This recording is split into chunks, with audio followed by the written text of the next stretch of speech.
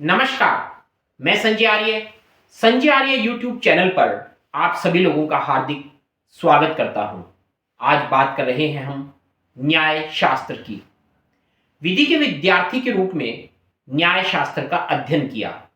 दुनिया भर की न्याय प्रणालियों का निष्कर्ष वाक्य था कि आपराधिक दंड संहिता की दिशा सुधारात्मक होनी चाहिए।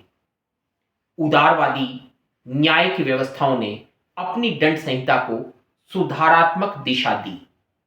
इसलिए कठोर दंड प्रणाली सदैव आलोचना का विषय रही। वर्तमान राज व्यवस्थाएं उदारवादी न्यायिक व्यवस्थाओं तथा धर्मशास्त्र अर्थात थियोलॉजी के विपरीत हैं।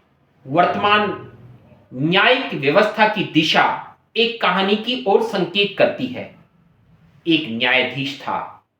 उसने सैकड़ों अपराधियों को फांसी की सजा दी थी, परंतु एक दिन खुद उसी का लड़का खून के जुर्म में उसके सामने पेश किया गया। बेटे पर खून का जुर्म साबित हुआ और उसे फांसी की सजा देने की नौबत न्यायाधीश पर आ गई। तब वह हिचकने लगा, वह बुद्धिवाद भदारने लगा। फांसी की सजा बड़ी अमानुषी है। ऐसी सजा देना मनुष्य को शोभा नहीं देता। इससे अपराधी के सुनने और सुधरने की संभावनाएं नष्ट हो जाती हैं। खून करने वाले ने भावना की आवेश में खून कर डाला होगा, परंतु उसकी आंखों से जनून उतरने पर उस व्यक्ति को गंभीरतापूर्वक फांसी के तख्ते पर चढ़कर मार डालना समाज की मनुष्यता के लिए बड़ी लज्जा की बात है, बड़ा कलंक है। आदि दलीलें वही न्यायाधीश देने लगा।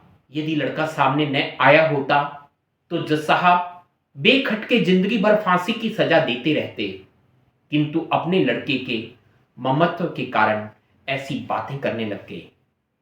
निष्कर्ष यह भी हो सकता है कि उनकी बात आंतरिक नहीं थी, वह आसक्ति जनित थी। यह मेरा लड़का है, इस ममत्व से यह भाव निकला था।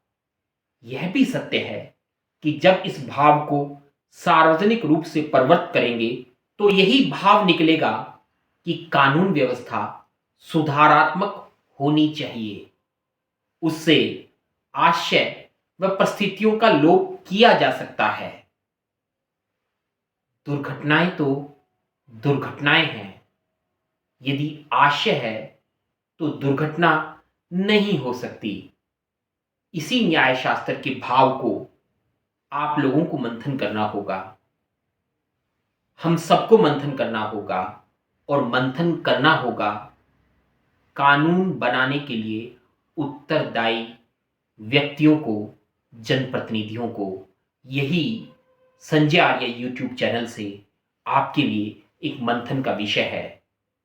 मैं समझता हूं आपको यह मंथन का विषय कैसा लगा, आपके अपने क्या विचार हैं, संजय आर्य यूट्यूब चैनल के कमेंट्स बॉक्स में अवश्य डालें।